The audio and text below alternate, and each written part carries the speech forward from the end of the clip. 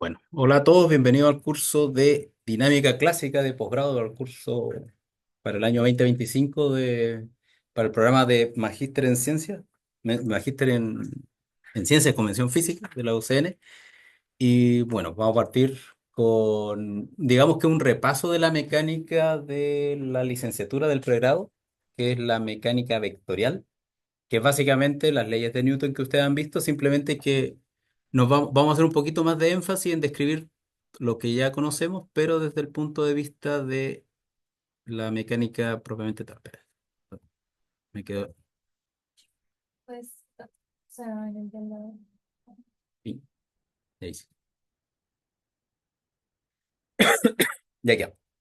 Entonces, una de las cosas importantes cuando queremos describir la mecánica vectorial es saber que los vectores son nuestros mejores amigos, ya que a veces cuando uno lo ve a nivel de pregrado, uno ve la mecánica componente por componente. Y eso al final nos hace que estamos escribiendo muchos términos y no entendemos un poco lo que está pasando por detrás. Por otro lado, cuando incorporamos la notación vectorial a la mecánica, lo que logramos es muchas veces simplificar las fórmulas y aparte de simplificar las fórmulas, empezamos a identificar estructuras que se empiezan a repetir y que básicamente están asociadas a que hay una ley bastante simple detrás de cómo las partículas se mueven. Ya, entonces, en este caso, cualquier tipo de movimiento de partículas que vamos a querer describir o de un sistema de partículas, uy, se me perdió el objeto, ahí está, o del sistema de partículas, y ahora no me raya, o del sistema de partículas, ¿y por qué no me quiere rayar? Bueno, vamos a rayar con claro, del sistema de partículas. Va a estar descrito en principio por un vector, que ese vector va a ser una función, digamos una función para las componentes que queramos describir en función del tiempo. Entonces tenemos una partícula en la posición, ahora sí, en la posición esa que está ahí y ahora no. ¿Qué le dio esta cosa? Bueno, rayaremos así. Nos vamos a quedar con la descripción matemática en la mano. Déjenme ver si podemos...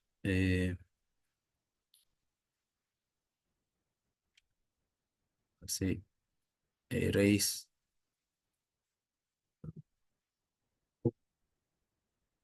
Sí, no le gusta. A ver.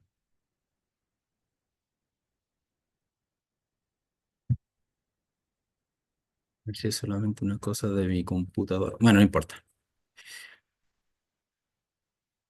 Ya digamos que cuando tenemos un objeto que sigue un cierto movimiento, vamos a tener un vector, posición, en este caso, que nos va a indicar en qué lugar se encuentra.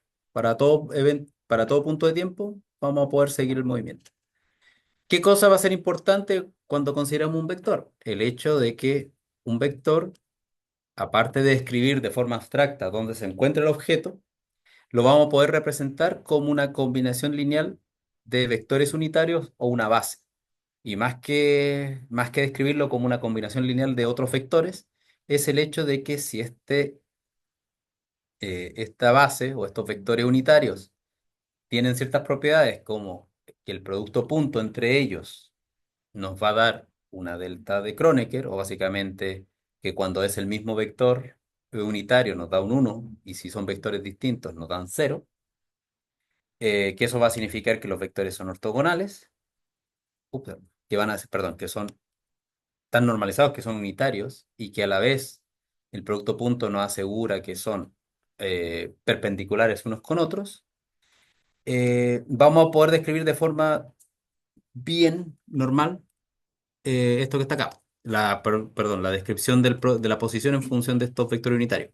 Por otro lado, aún más, cuando estos vectores unitarios cumplen la regla del producto cruz, vamos a poder definir una base ortonormal bien definida, en el sentido que también vamos a poder describir o, cantidades que tengan orientación, ya que el producto cruz va a seguir la regla de la mano derecha y de tal manera que esa regla de mano derecha nos va a poder ayudar a definir cantidades que dependan del movimiento de vectores. Por ejemplo, el momento angular y la velocidad angular, la aceleración angular, van a ser cantidades que van a depender de cómo está esta base definida a través del producto cruz. De tal manera que muchas de las descripciones que hagamos van a poder ser mucho más fáciles. Ya, entonces, otra cosa importante de la mecánica, a ver si ahora ven. ¿Y por qué este no me raya? Me dejó en visto. Ah, pero aquí sí me raya, ¿o no? Aquí sí me raya. ¿Por qué acá no me raya? No le gusta. Ujú. Ahora sí. Bueno, rayaremos donde podamos, ¿no? Ya. Ya, entonces, otra de las cosas importantes que nos sirve para describir la mecánica es que no solamente los objetos se mueven en el espacio, ya que para poder definir que un objeto se mueve en el espacio y saber su posición, siempre tiene que ser referenciado con respecto a algo. Usualmente lo referenciamos, llamamos el origen, y desde ahí tiramos los vectores posición a los distintos objetos y describimos la cinemática, el movimiento de los objetos. Pero a veces vamos a necesitar, o muchas veces es mucho más sencillo, poder describir la dinámica de un objeto con respecto a otro. Por ejemplo, el caso más sencillo es el caso de un sólido rígido. Por ejemplo, el mismo control remoto que tenemos acá, si yo lo lanzo al aire y trato de tirar el vector posición aquí al punto rojo, al del encendido apagado y otro al punto azul, si yo lanzo el control remoto, poder describir el movimiento de estos objetos es súper complicado, partiendo desde el origen. Pero si describo el movimiento, por ejemplo, del punto rojo y el movimiento relativo del punto rojo con respecto al azul, va a ser mucho más sencillo, en el sentido de que el punto rojo y el punto azul tienen una distancia fija. Entonces, cualquier movimiento va a ser un movimiento circular. Y después, si yo sé describir cómo se llama el punto rojo, simplemente describo uno y después el otro queda amarrado al movimiento del rojo, por ejemplo. Entonces, esto uno lo describe de forma muy sencilla. Ay, me complica esto que no puedo usar el mouse en el LibreOffice, pero es básicamente suma vectorial. Por eso lo digo que es lo que nos ayuda los vectores para describir la mecánica. Entonces, por ejemplo, si nosotros queremos describir al punto A, lo podemos describir como la combinación desde la posición del punto B y después el vector relativo entre el punto A y el punto B, de tal manera que eso queda como una característica bien definida. Por otro lado, si tenemos dos bases o dos orígenes, porque usualmente no en física usualmente podríamos tener más de un sistema con el cual queremos describir el proceso, la regla va a seguir funcionando. La posición del vector A, o sea, del punto A con respecto al origen O, lo vamos a poder describir como la combinación de la posición del punto B con respecto al origen O y el vector relativo. Mientras que si ahora tenemos un origen O', que está en otro lado, aquí vamos a tener que la posición del punto A con respecto a al origen O', va a ser el vector de la posición B con respecto a O', pero el mismo vector relativo de A con respecto a B. Ya que A con respecto a B, independiente de cómo mueva los puntos de orígenes, va a seguir siendo el mismo vector. Y eso es lo que después uno le saca ventaja cuando estamos describiendo sistemas inerciales. Pero por ahora vamos a ir describiéndolo así, de esa manera. Entonces, después de esta pequeña introducción sobre la base vectorial en la cual nosotros nos vamos a referir, vamos a acordarnos un poquito de nuestras tres bases iniciales en la pregrado, que son las leyes de Newton.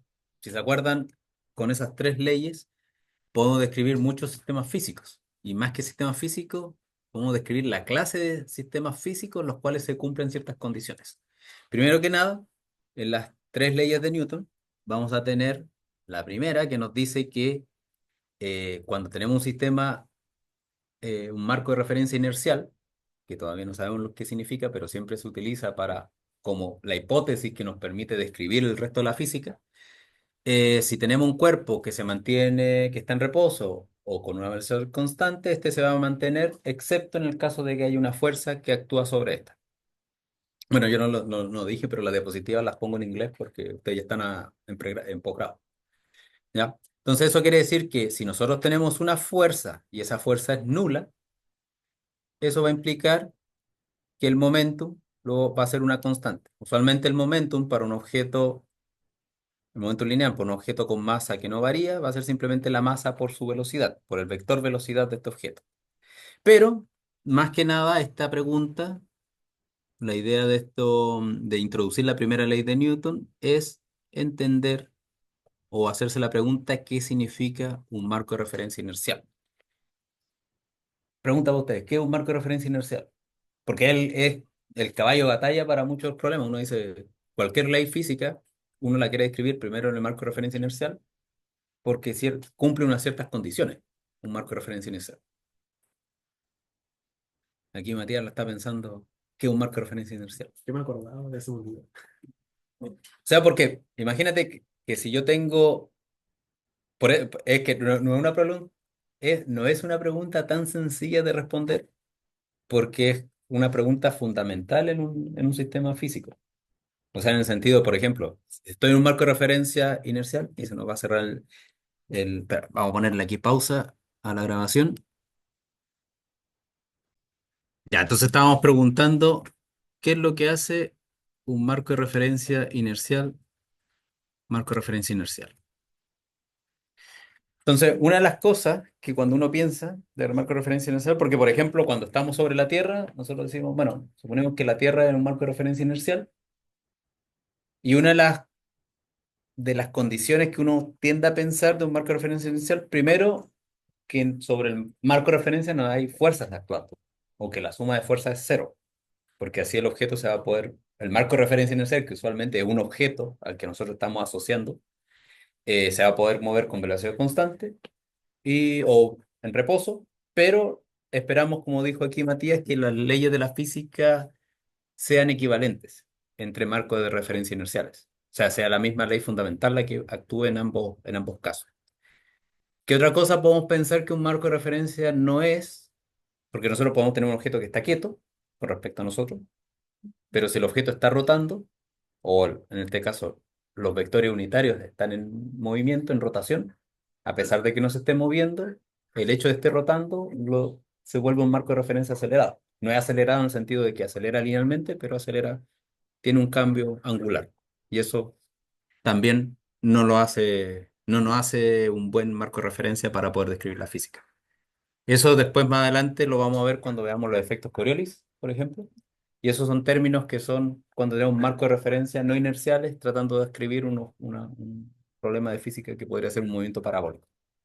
Bueno, siguiendo con esto, de nuevo, cuando hablamos de marco de referencia inercial, siempre en el contexto de marco de referencia inercial, sobre esa base están puestas las tres leyes de Newton. La segunda ley de Newton nos dice que si es que estamos en un sistema en el cual este sistema está siendo afectado por una fuerza, en el primero, si es que no hay una fuerza, si no hay fuerza actuando sobre este, se mantiene en reposo o en velocidad constante. En el caso de que nos topemos donde sí existe una fuerza actuando al cuerpo, este va a modificar el momentum de ese objeto, de tal manera que eh, el hecho de que existe una fuerza significa que el momentum va a variar en función del tiempo, de tal manera que en el caso más tranquilo, esto se transforma en la ley que ya conocemos. O sea, en el caso, a ver si ahora me raya, no me raya. Es como que primero tengo que marcar con ese y después marco con este y ahí me raya. Ya, entonces, en este caso, como les decía, si nosotros tenemos que la fuerza está asociada al cambio del momento en función del tiempo, ujú, Directamente de velocidad o de rapidez como constante para marcos inerciales. la velocidad en general la asumimos como la cantidad vectorial, Sí, mientras que la rapidez es el el módulo del módulo de... vector. Y para marcos de referencia inerciales o no inerciales, la velocidad siempre va a estar asociado con la derivada en función del tiempo de la posición. Ahí nos vamos a dar cuenta de que cuando tenemos una posición referida a un marco de referencia no inercial y hacemos las derivadas, van a aparecer términos espurios, por llamarlo así, que nos van a complicar la definición de velocidad o de momento. Entonces van a aparecer los términos de Coriolis, etcétera, etcétera. Pero sí, vectorialmente es la velocidad. Aunque coloquialmente a veces uno dice velocidad refiriéndose a la rapidez, o ya. Hay que adaptarse a a las circunstancias. Ya, entonces, si nosotros tenemos que la fuerza, cuando está actuando sobre un cuerpo, está afectando o hace variar al momentum, en el caso más básico, si consideramos que el momentum es la masa por el vector velocidad, esto va a ser simplemente la masa al ser constante en el tiempo por la derivada vectorial de la velocidad con respecto al tiempo, y eso nosotros la conocemos como la aceleración. Por lo tanto, la famosa ley de Newton que siempre dicen F igual a m por A, general, de forma más genérica, en realidad es F igual a la derivada del momentum con respecto al tiempo. Esto nos permite describir, por ejemplo, la famosa ecuación del cohete. Si tenemos un objeto con masa variable, vamos a tener que la fuerza puede ser responsable a que el objeto esté perdiendo masa o ganando masa dependiendo del sistema que estamos viendo. Entonces, una de las cosas importantes, el mensaje aquí de la moraleja es que las fuerzas son fuente de cambio de momentum. Después nos vamos, cuando avancemos un poquito más, nos vamos a dar cuenta que hay otras cantidades que también cambian, en este caso el momento angular, que van a ser las representantes de la fuerza en el contexto angular, que son el torque, y van a estar asociados al cambio de momento. Entonces, ya sabemos que la segunda ley, la que vemos en pregrado, es simplemente consecuencia de el hecho de que existe una fuerza que va a afectar al cuerpo. Ahora, en la mecánica nos está explicando el por qué la fuerza está presente, ya que uno a veces tiende a confundir que cualquier cosa que causa aceleración es una fuerza, pero en realidad nos está explicando el origen de la fuerza. El origen de la fuerza podría ser la fuerza electromagnética, va a afectar a una partícula que tenga carga eléctrica con una cierta masa, cambiando su aceleración, pero no está explicando de dónde nace la fuerza electromagnética, ¿ya? Para ir separando un poco los conceptos. La fuerza no está asociada al cambio a la aceleración, sino que el hecho que exista la fuerza afecta al movimiento de la partícula. Y por eso se relaciona la mecánica o la cinemática de un objeto en base a la fuerza, que le da el extra que puso Newton. La tercera ley, la ley de que también en un marco de referencia inercial, o la famosa ley de acción y reacción, nos dice que cuando dos objetos se encuentran, si un objeto ejerce una fuerza, el otro objeto ejerce una fuerza igual, pero con signo contrario. Mismo vector, pero con un signo menos. De tal manera que dos objetos eh, de tal manera que vamos a poder tener situaciones donde dos objetos, al solo interactuar cuando se afectan, eh, no vamos a poder definir a veces un marco de referencia absoluto para esto. O sea, si yo estoy en este marco de referencia, o sea, si yo soy mi marco de referencia y alguien me choca, en el momento de que esté siendo afectado por el otro cuerpo, yo dejo de ser un marco de referencia inercial para mí, porque voy a estar sintiendo fuerzas. De tal manera que vamos a tener que considerar escenarios donde, especialmente cuando hay choques de partículas, donde perdemos, si estamos representando todo el sistema físico con respecto a una partícula, porque se está moviendo con velocidad constante o está en reposo, el hecho de ser afectado por otra fuerza, por otro cuerpo, vamos a perder esa característica por un breve instante de tiempo. Ya, entonces, otra de las cosas importantes que, recordando del pregrado, es el hecho de que dadas las tres leyes de Newton, vamos a trabajar o van a estar codificadas dentro de las mismas leyes de Newton, leyes de conservación, cantidades que están dentro o que describen la mecánica, las cuales se pueden conservar en el tiempo, dadas ciertas condiciones iniciales, o sea, condiciones del sistema. Por ejemplo, ya vimos el primer caso, que es cuando tenemos, ahora me va a rayar, no, como que quiere rayar, pero después no. Eh, Tenemos el primer caso que cuando tenemos el momentum lineal y este momentum lineal sabemos que su cambio depende de la fuerza. Si la fuerza es cero, que es básicamente la primera ley de Newton, tenemos una cantidad que se conserva que es que el momentum va a ser constante. Da lo mismo en qué tiempo observemos el momentum, el vector momentum va a ser una constante, va a ser el mismo valor. Por otro lado, si nosotros tenemos que el momento angular, que es el producto cruz entre la posición de un objeto, producto cruz, el momento lineal, y nos damos cuenta que el cambio de momento angular, que usualmente se le llama torque, eh, existe, o sea, está presente, y si la posición con la fuerza que está actuando sobre este momentum, sobre este objeto, son paralelos, el momento angular se va a conservar. ¿Ya qué significa eso? Porque aquí lo estamos hablando un poco con jerga matemática, pero básicamente lo que estamos diciendo es que si tenemos un objeto que está, por ejemplo, amarrado con una cuerda y se está moviendo circularmente, y ese objeto está acelerando debido a la presencia de una fuerza, por ejemplo, la fuerza tiene que ser, para que esto tenga sentido, para que exista un momento angular que cambie con el tiempo, nosotros necesitamos que la fuerza con la posición esté en ángulo de 90 grados. O sea, significa que yo lo estoy acelerando siempre en la dirección para que vaya más rápido. Pero en el momento de que la fuerza, en vez de apuntar perpendicularmente, apunta longitudinalmente o hacia adentro, el objeto no va a acelerar más, su momento angular va a ser constante. Esto es lo que ocurre, por ejemplo, en la órbita de los planetas, cuando tenemos el concepto de fuerzas centrales, la fuerza siempre apunta hacia un mismo punto y da lo mismo cómo se mueve el objeto no va a cambiar su momento angular. Entonces, en este caso, aunque lo estamos viendo un poco rápido, tenemos otra ley de conservación que nos está diciendo que mientras las fuerzas, si nosotros describimos el momento angular de un sistema, de una partícula, con respecto a un origen dado, aquí no necesitamos tener un objeto puntual, siempre podemos describir el momento angular con respecto a un origen dado. Si esa fuerza es perpendicular a la posición de ese objeto, el momento angular se va a hacer constante. Y ese es el caso ideal del, por ejemplo, de las fuerzas centrales, ya sea atractivas o repulsivas.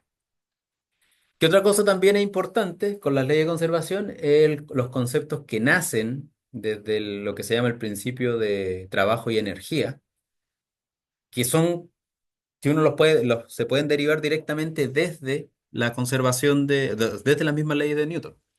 Entonces, siempre cuando estamos en pregrado nos hablan de la energía se conserva, la energía está asociada con el movimiento de las partículas o con la energía potencial, pero a veces no lo visualizamos que es simplemente la aplicación de las mismas leyes de Newton en un contexto un poquito más directo. Entonces, por ejemplo, si nosotros definimos lo que es el trabajo como en este caso, la integral del camino, producto punto, la fuerza que afecta a un objeto, nosotros vamos a calcularle una cantidad que se va a llamar trabajo.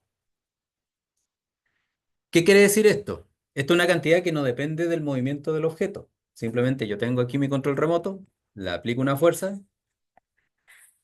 y el camino que recorrió, producto punto, mi fuerza, la fuerza que apliqué, me va a dar una cierta cantidad que se llama trabajo.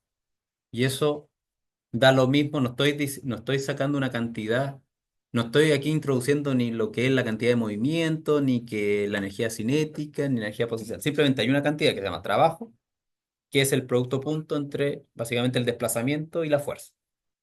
Si el movimiento es más complejo, es la integral del desplazamiento diferencial, producto punto de la fuerza. Pero, por otro lado, si nosotros introducimos el concepto de que la fuerza, no el origen de la fuerza, sino que también, o sea, que aquí es cuando me falla el maldito tablet. A ver si lo puedo. Ya, si nosotros tenemos el trabajo, ahí sí. Si nosotros tenemos el trabajo, que es básicamente el diferencial del desplazamiento por la fuerza, y nosotros nos acordamos por un lado que la fuerza, aparte de ser el cambio de momentum con respecto al tiempo, la derivada del momento con respecto al tiempo, es la masa por la velocidad vectorial, por una partícula que no cambia su cantidad, nosotros vamos a poder introducir la parte cinemática, por decirlo así, dentro de la expresión de trabajo. Y si hacemos eso, dl punto m punto b, este término que está acá, perdón, v punto, se me olvidó, lo introducimos ahí. Lo que vamos a lograr, si se dan cuenta, hacia grosso modo, que la velocidad y el desplazamiento infinitesimal están relacionados. O sea, a grosso modo, lo podemos ver, vamos a escribir con mi mejor letra aquí, L punto, vamos a sacar la masa afuera, ya que no nos interesa. La velocidad, o la velocidad punto, en este caso, sería la derivada en función, digamos, primero, la velocidad con respecto al tiempo, ¿ya? Y esto que está acá, esta cantidad que está acá, uno punto el otro, imagínense que la velocidad también la podemos pensar como eso que está ahí, solamente para ilustrar que la velocidad que lleve el objeto va a estar relacionada con el desplazamiento que sufre el objeto. Pero esa cantidad que está acá, si yo hago, por ejemplo, la derivada, regla de la cadena, puedo reducir esto a una integral en función de dB. Básicamente, si yo hiciese esa derivada,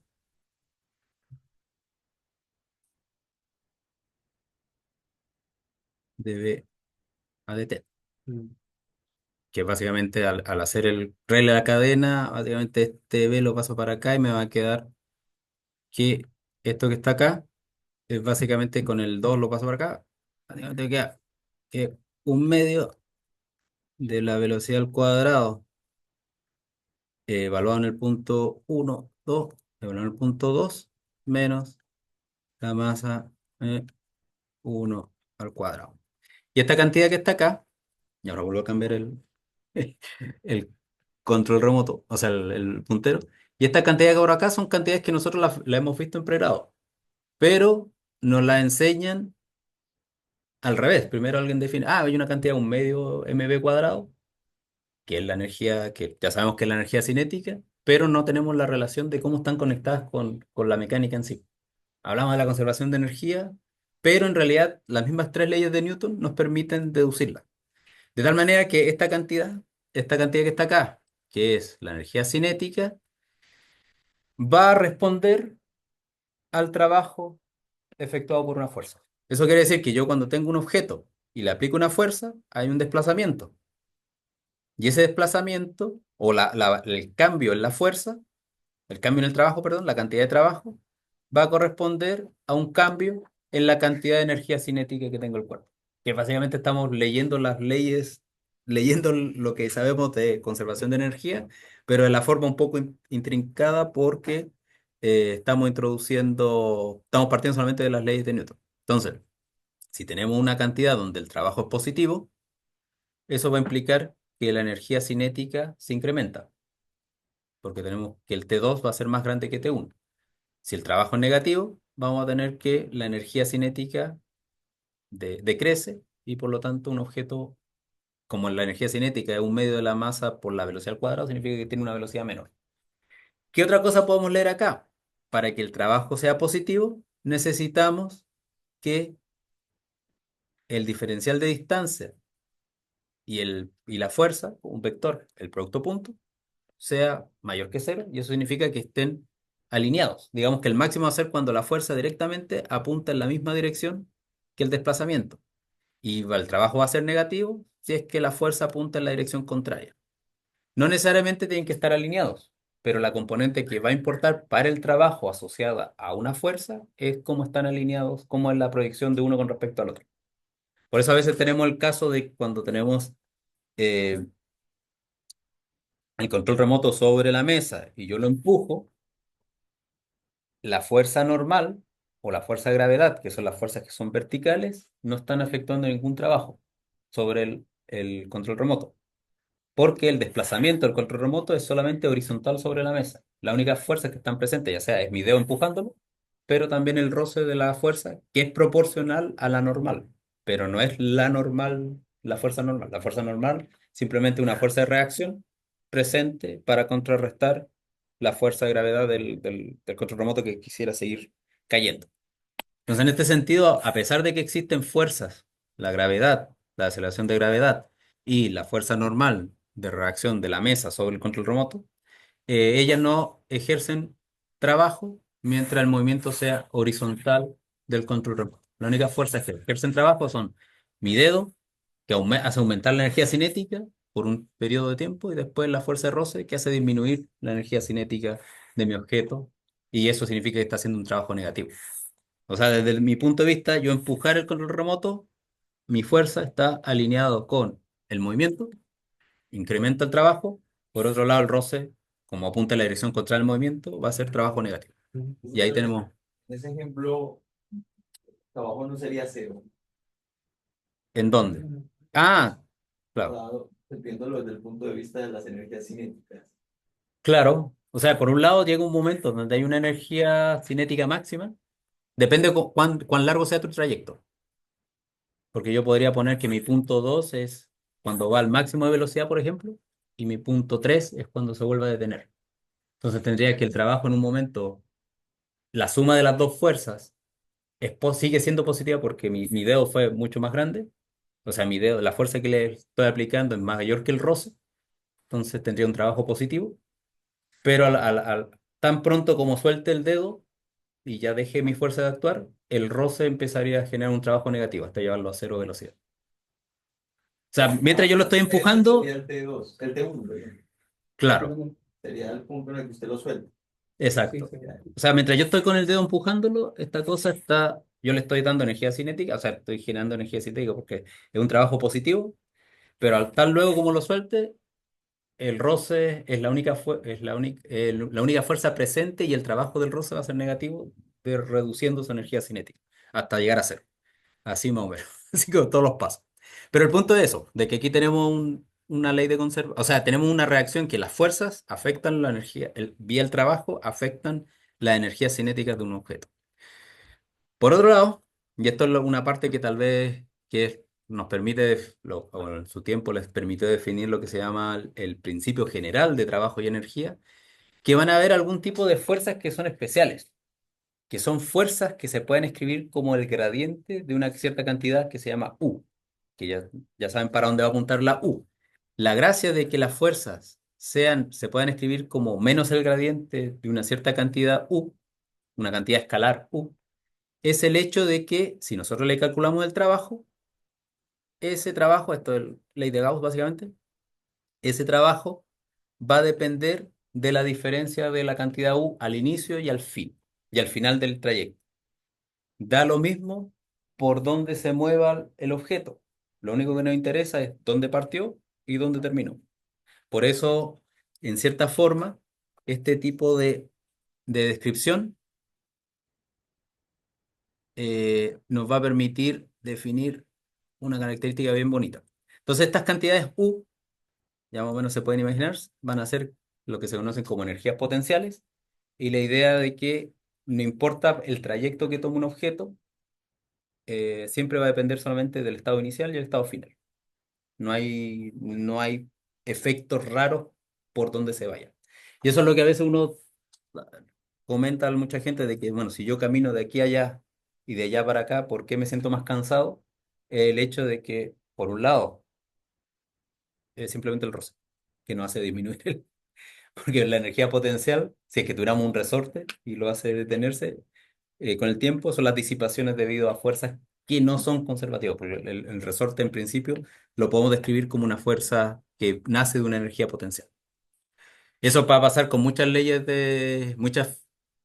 fundamentales, por ejemplo, el electromagnetismo, la fuerza de gravedad o muchos otros tipos de fuerzas que se pueden describir de forma precisa en términos de energías potenciales. ¿Qué otra cosa importante? Que si nosotros solo consideramos una fuerza que es conservativa, o sea, que se puede escribir en términos de un gradiente, nosotros vamos a tener, y por eso se llama el teorema el principio general de trabajo y energía, vamos a poder describir el sistema en términos de su condición inicial, que va a ser la suma de la energía cinética más la potencial, y va a ser una cantidad que se va a mantener constante, que es la energía cinética final más la energía potencial final. Y esto es lo que se conoce como la conservación de la energía mecánica, que es un poco más robusto que el primer principio que teníamos antes. Aquí no tenemos una conservación en el caso de trabajo y energía, porque simplemente tenemos que el trabajo afecta la energía cinética. Ahora tenemos, en el caso de fuerzas conservativas o fuerzas que vengan de gradientes, vamos a tener que la energía total del sistema inicial va a ser igual a la energía mecánica final. ¿Qué pasa con las fuerzas que no son conservativas o que no se pueden describir como un gradiente? O dicho otro modo, que son fuerzas que sí dependen por dónde se vaya, cuál es el camino que ha recorrido nuestra partícula. Esas fuerzas lo que van a producir es un cambio en la energía mecánica. Bueno, viene a ser, seguimos teniendo una forma de describir la energía mecánica en términos de cuán grande es la energía, el trabajo no conservativo, pero va a romper el principio de conservación. Pero no es que no sepamos, no es que la energía no se conserva de forma descontrolada, simplemente sabemos el origen de dónde viene ese cambio entre energía inicial, final, que es la E2, y la energía mecánica inicial. Y eso es lo que pasa usualmente con el roce o con la viscosidad del aire, que afecta el movimiento de un movimiento parabólico. El hecho de que por dónde se vaya el objeto importa, va a afectar a la energía total, mecánica total, afectando ya sea la energía cinética y dependiendo de dónde se encuentre el objeto, si es que fuese la energía potencial gravitatoria. O sea, en el sentido, si nosotros tenemos imagínense un trayecto, perdón, vamos a dibujarlo acá, si es que me deja graficar esto.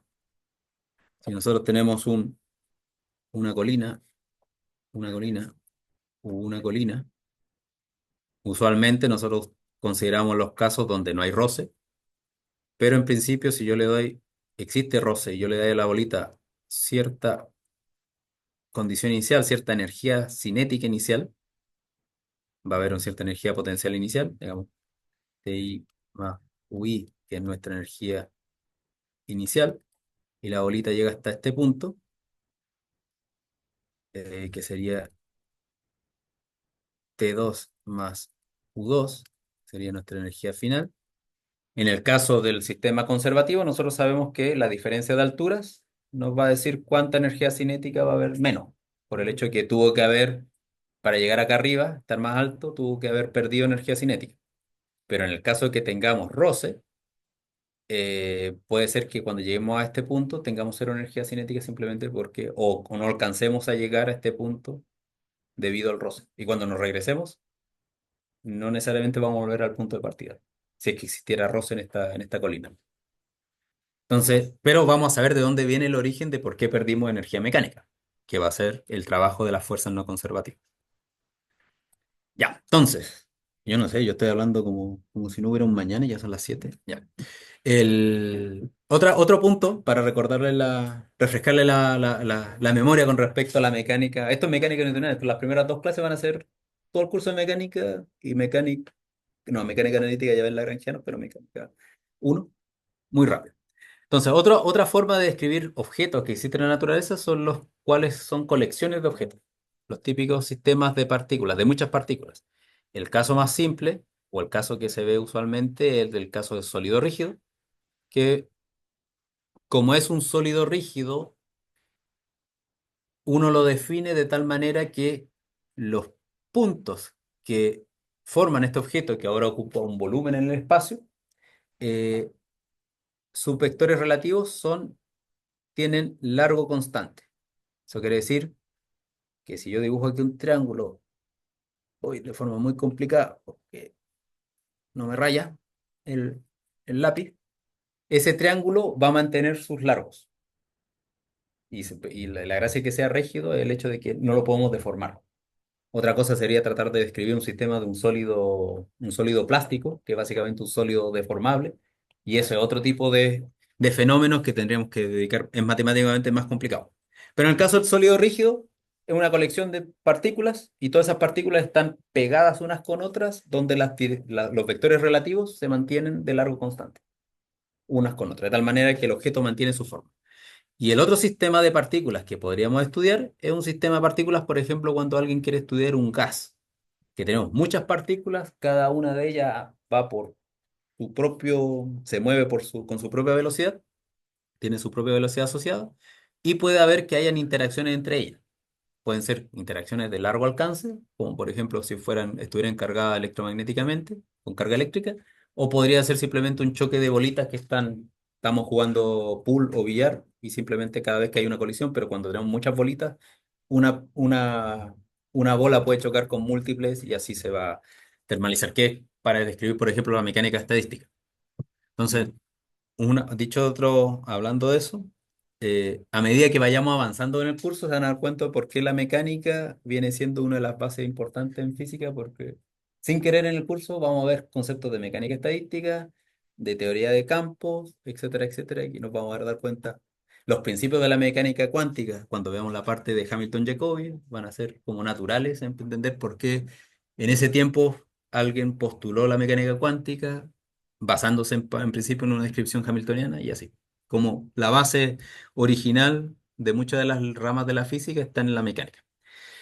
Ya, volviendo a los sistemas, tenemos esos sistemas, pero el gran punto es cuál es la mejor forma de escribir un sistema de partículas. Y para eso, lo que representa, y lo vamos a ver con calma, lo que representa un sistema de partículas o los puntos importantes que representa un sistema de partículas, en general, vamos a considerar el caso del centro de masa. ¿Qué viene siendo el centro de masa?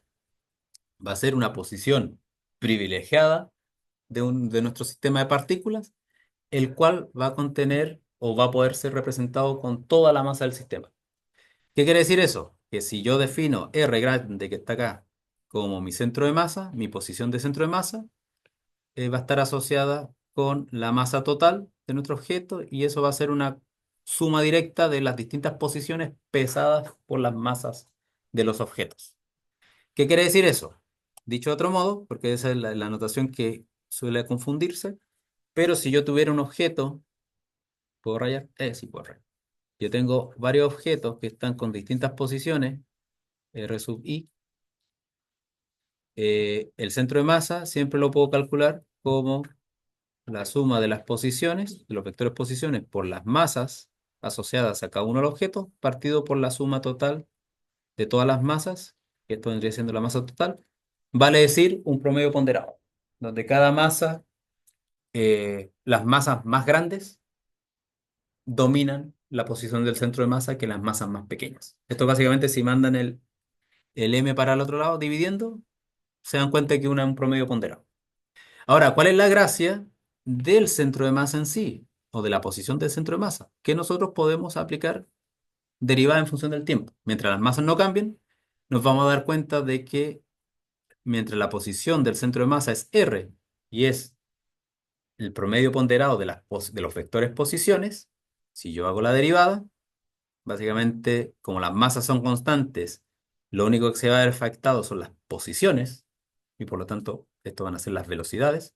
Nos vamos a dar cuenta que la velocidad del centro de masa es simplemente el promedio ponderado de las velocidades de cada uno de los objetos. El promedio ponderado con respecto a las masas. Y si hacemos lo mismo con la segunda derivada, que significa encontrar la aceleración, nos vamos a dar cuenta que la aceleración, y esto aquí lo tengo que hacer un poquito más... Ah, bueno, lo pueden ver de aquí directo, que la aceleración del centro de masa va a ser el promedio ponderado de las aceleraciones de cada uno de los objetos que forman nuestro sólido rígido, pero si nos damos cuenta aquí, las aceleraciones por las masas, nosotros lo podemos identificar con las fuerzas. Y por lo tanto, lo que estamos teniendo acá es una versión, a ver si me sale mi dedo, es una versión cruda de que la fuerza, que aquí la fuerza, la suma de cada una de las fuerzas individuales, que va a ser la fuerza total del sistema, de un sistema, se puede escribir como la masa total del sistema este, por la aceleración del centro de masa del sistema. Oh, y justo ahí no lo borré. No me puedo hacer un círculo ya. Imagínense que esos son dos puntos. ¿Qué significa eso? De que la misma ley de Newton original, F igual a m por A, si nos vamos a describir un sistema, a un objeto que tiene muchas partículas dentro, los centros de masa siguen reproduciendo el F igual a m por A, pero con respecto al centro de masa. ¿Qué vamos a lograr con eso? De que podemos ahora hacer un zoom, nos vamos a adentrar sobre las partículas. Esto es porque ya de aquí a mañana voy a arreglar lo de la tablet para que no tenga problema. Pero, por ejemplo, si consideramos un gas de partícula puede tener dos fuentes de fuerza. Las interacciones partícula a partícula porque se chocan. y podrían estar afectadas por una fuerza externa. En el sentido, por ejemplo, si tenemos un gas afectado sobre la gravedad, vamos a tener que el gas gradualmente, el gas que está más abajo, un poquito más denso, porque hay más partículas, porque están más aplastadas, mientras que las de arriba andan más libres, debido a que existe la fuerza de gravedad extra. Pero siempre van a estar chocando unas con otras. Si yo considero que la fuerza, que la suma de fuerzas para cada partícula la puedo representar como la fuerza externa actuando sobre la partícula iésima, digamos que esta es la partícula iésima, la que nos vamos a poner nuestra lupa. O sea, ahora vamos a hacer, en vez de describir todo el sistema, todas las partículas, nos vamos a centrar solamente en una. Entonces, en esa única partícula que es una parte del todo, valen las leyes de Newton, las tres leyes de Newton, F igual m por A, pero solamente para una partícula. Entonces, esa F tiene que ser la externa más todas las fuerzas debido a las otras partículas, o sea, la de los golpes. Entonces, en este caso, la fuerza de la partícula iésima va a ser la fuerza externa más las fuerzas que ejerzan del resto de los objetos sobre ella, excepto la fuerza de ella con respecto a ella misma, porque un objeto no se puede autoejercer fuerza. ¿Qué va a pasar con esto?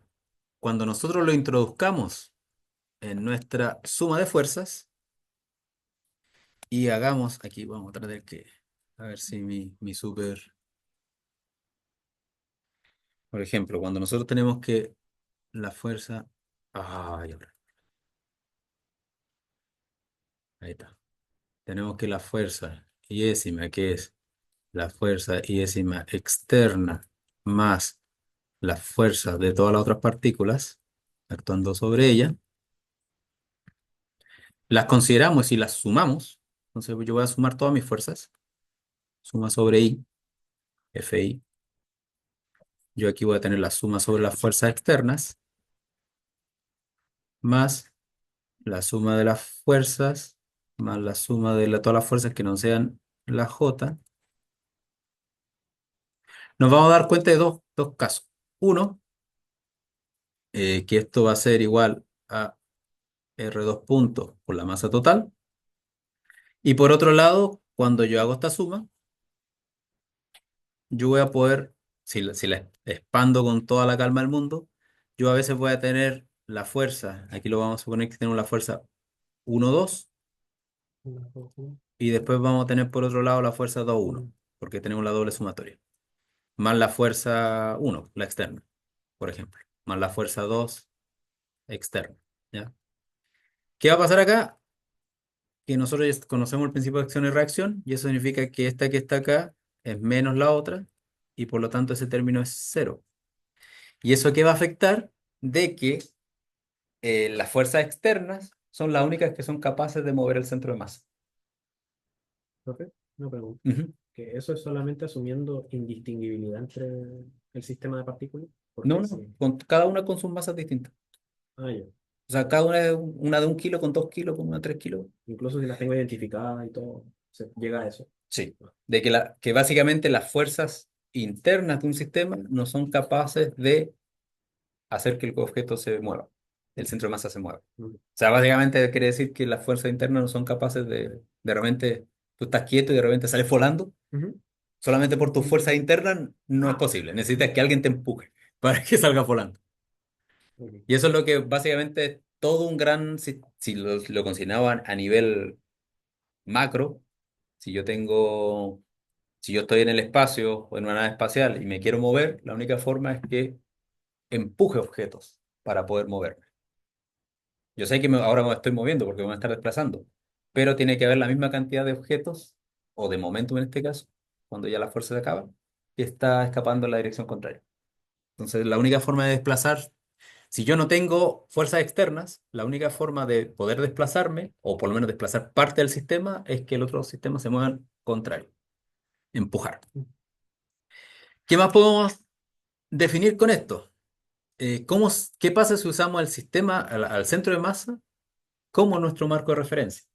Imagínense que tenemos un sólido rígido, y ese sólido rígido, yo sé dónde está el centro de masa. ¿Cómo se ve el movimiento de estos objetos con respecto al centro de masa? Y aquí salen unas cantidades que son re bonitas. Por ejemplo, las posiciones de cada una de nuestras partículas en el marco de referencia O van a estar descritas por la posición del centro de masa más el desplazamiento o la posición relativa entre el centro de masa y el punto en sí. Las velocidades, si yo básicamente las velocidades las calculo a través de la derivada en función del tiempo, voy a tener que la velocidad de cada partícula en el marco de referencia O va a ser la velocidad del centro de masa más las velocidades relativas entre los objetos. Yo me voy a dar cuenta de primero dos cosas. Primero, que si le vuelvo a calcular el centro de masa a las partículas que están dentro, o sea, con respecto a las velocidades, a las posiciones relativas, yo voy a obtener siempre cero, ya que porque le estoy calculando el centro de masa en el marco de referencia del centro de masa, que va a ser el origen, el vector cero, y lo mismo las velocidades. O sea, si yo estoy en el centro, estoy describiendo el sólido rígido con respecto al centro de masa, primero que nada, las posiciones relativas promedian cero, pues dadas por la masa, pero también las velocidades relativas promedian cero. Eso quiere decir que el movimiento no va a ser más complicado que describir el centro de masa en sí. ¿Qué otra cosa importante? Cuando tenemos sólidos rígidos, tenemos que uno de los posibles movimientos de un objeto que ocurre, que tiene volumen, es el movimiento angular. O sea, cuando es una partícula, las partículas no pueden rotar sobre ellas mismas. Bueno, o sea, a menos que fuera una partícula subatómica, podemos pensar que tiene spin. Pero en el principio clásico, una partícula que es puntual no puede girar sobre ella misma. Podemos describir el momento angular con respecto a un origen, pero en principio no tiene esa característica. En el caso de un sólido rígido, aparte de poder girar con respecto a un origen, puede girar con respecto a sí mismo, con respecto al centro de masa o en un punto de pivote, estamos analizando un trompo. ¿Qué va a pasar con eso si nos vamos al sistema de muchas partículas? Vamos a tener el momento angular, por ejemplo, total, que va a ser la suma de todos los momentos angulares que existen en el sólido. Vamos a necesitar saber las posiciones de estos objetos y también los momentos de estos objetos, los momentos lineales. La variación del momento angular, que va a ser asociado al torque, va a ser básicamente relacionado al producto cruz, perdón, entre las posiciones y la fuerza, o en este caso las variaciones del momento con respecto al tiempo de cada una de las partículas que forman nuestro sistema de muchas partículas. Pero si nos acordamos que la fuerza que actúa sobre una sola partícula está relacionada con la fuerza externa y con las fuerzas internas, nos vamos a dar cuenta también, esto lo vamos, debido al tiempo que me he estado extendiendo demasiado, si hacemos los productos cruces respectivos, vamos a tener por un lado que el primer producto punto, primer producto cruz, nos va a dar una cantidad que es básicamente el torque externo, y por otro lado, el otro producto cruz nos va a dar lo que sería el torque interno. Si hacemos las sumas, nos vamos a dar cuenta que debido de nuevo a que las fuerzas de acción y reacción en un sistema macro se van a cancelar, los torques también se van a cancelar. Los torques internos, debido a fuerza interna. Eso significa que si yo tengo un objeto, un sólido rígido quieto, no debería empezar a girar en alguna dirección de forma espontánea. La única forma de que empiece a girar es que haya una fuerza, un torque externo o una fuerza que lo empiece a hacer girar. ¿Qué pasa con las energías cinéticas de los sistemas? Y con esto ya vamos terminando. Si volvemos a aplicar lo que conocemos del principio de energía y momento, del principio de trabajo de energía, pero el contexto de muchas partículas, primero que nada, vamos a poder darnos cuenta de que como cada partícula tiene su propia velocidad, una velocidad v sub i, y cada una de ellas va a tener su masa m sub i, nosotros podríamos calcular la energía cinética total del sistema. Y si la velocidad en el marco de referencia O general, o inercial general, nos damos cuenta que lo podemos describir en términos de la energía la velocidad del centro de masa, nos vamos a dar cuenta que la energía cinética viene siendo la masa por la velocidad del centro de masa al cuadrado más la masa por la velocidad o sea, la masa por las velocidades relativas al cuadrado. Y esto va a estar asociado a dos características. Una, que cuando un objeto se mueve, por un lado tiene una energía cinética debido a que el centro de masa se mueve, pero también podría haber una energía cinética por el movimiento relativo con respecto al centro de masa. En el caso más trivial, si yo tengo un objeto que se mueve en línea recta, toda su energía cinética va a ser energía con respecto al centro de masa. Pero si el objeto se está girando, va a haber una energía de movimiento relativo que va a estar asociada a la rotación. Y esos son efectos que van a empezar a aparecer. Porque si se acuerdan, desde el punto de vista de eso está un poco relacionado con mecánica estadística, lo que nosotros sabemos que el promedio ponderado de los vectores relativos es cero. Pero lo que tenemos acá es que es bueno, o el peso, no el promedio, digamos, pero es la masa por las velocidades al cuadrado. Y eso no es cero en todos los casos. En algunos casos puede ser cero, en otros no. Si hacemos ahora, aplicamos el principio de trabajo. ¿Qué significa el trabajo? Es que es la integral de las posiciones, producto punto, las fuerzas que actúan sobre cada una de las partículas. De nuevo, separamos la parte que es la fuerza externa y la fuerza relativa, o sea, las fuerzas internas, perdón. Si hacemos las correspondientes separaciones, o sea, la integral sobre las externas, la integral sobre las internas y después la sumatoria, nos vamos a dar cuenta que podemos encontrar dos características. El trabajo debido a la fuerza externa, que de nuevo va a ser la fuerza, el trabajo debido a que yo soy capaz con una cierta, con las fuerzas distribuidas sobre todo el objeto, mover el centro de masa. Pero por otro lado vamos a tener un trabajo de la fuerza interna. Y el trabajo de la fuerza interna no necesariamente va a ser cero, porque ahora tenemos una característica distinta, porque si estamos en un sistema tipo un gas, cada una de las trayectorias de las partículas no es, la trayectoria LI no es necesariamente igual a la menos la L1 con la L2 no están en direcciones opuestas, lo que podría parecer cuando hacemos la suma sobre la fuerza, que tenemos la fuerza 1 y la otra de reacción va a dar cero. Entonces ahí podría darse el caso de que existe un trabajo debido a la fuerza interna. Eso, en el caso más trivial de un sólido rígido, se van a cancelar y nos van a dar cero, pero básicamente aquí tenemos el desarrollo, que el trabajo de la fuerza interna va a ser primero los trabajos de las sumas de esto, y que básicamente esta sumatoria de acá con la de acá lo vamos a poder sacar fuera, asumiendo que hay una convergencia entre la sumatoria y las integrales, y lo que nos va a quedar aquí, que básicamente es un trabajo, una cantidad tipo trabajo, que está relacionado con las diferencias de las trayectorias. O sea, si yo tengo que la trayectoria y con la trayectoria J no son exactamente iguales, el desplazamiento va a ser distinto de cero.